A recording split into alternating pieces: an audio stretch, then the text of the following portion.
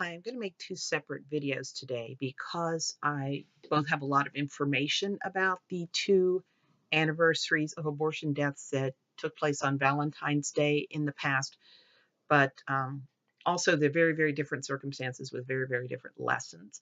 So I wanted to look at them separately. And the first one I want to look at goes back to 2007. And a young woman named Edrica went to a Planned Parenthood on January 31st of 2007 for an abortion. She was a little over 14 weeks pregnant, which meant that they were going to have to insert the little seaweed sticks, a laminaria, to get her cervix dilated enough to do the abortion. So this was being done by a nurse rather than by a doctor. And Edrica had obvious signs that she had a vaginal infection at the time. But instead of treating the vaginal infection and waiting until it cleared up, they inserted these laminaria. And what the laminaria do, they're little sticks of seaweed, and they absorb the moisture in the woman's body, and they expand and they dilate the cervix. So if you're putting them through the woman's vagina into her cervix, you are wicking that vaginal infection straight into her uterus.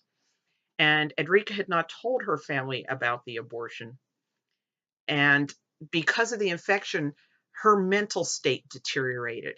And she just wasn't lucid enough to realize that she needed to go to the hospital. Um, she became feverish, confused, and disoriented, didn't even know what day it was, started vomiting. And Planned Parenthood did say that they sent letters to Edrica's house telling her to come back to finish the abortion, um, and that they called, but she was too sick to take the call. But nobody said take her to the hospital. So, on the one hand, they're respecting Edrica's confidentiality, but on the other hand, somebody needs to know that she's very sick.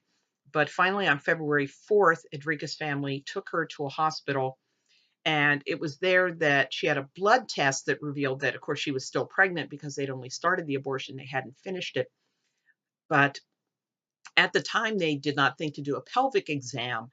Um, so they treated her in the medical ward and then sent her to a psychiatric unit because the mental confusion, her horrible mental state, was the primary presenting symptom.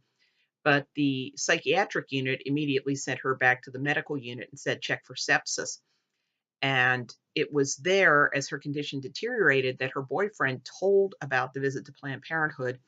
And that was when they did the pelvic exam, discovered the laminaria and some gauze. And Edrica uh, miscarried that day. And the next day was Valentine's Day, and she died. And the coroner's report noted that she died of toxic shock syndrome because of the laminaria in there. And the way the coroner's report counted it is death due to toxic shock syndrome, prolonged retention of laminaria, and pregnancy. So that means if the CDC counted her death, they probably counted it as a pregnancy death, but not as an abortion death because the actual abortion never took place. So in a 4-year period, Edrica died from an abortion in a California Planned Parenthood. In 2003, Holly Patterson died. And in 2002, Diana Lopez died. Um, Now, we keep hearing that these abortions don't need to be done in hospitals. They can be done in outpatient settings. And, really, if Edrica had been an inpatient, there would have been immediate connection between um, what her symptoms were and the fact that they'd started this abortion.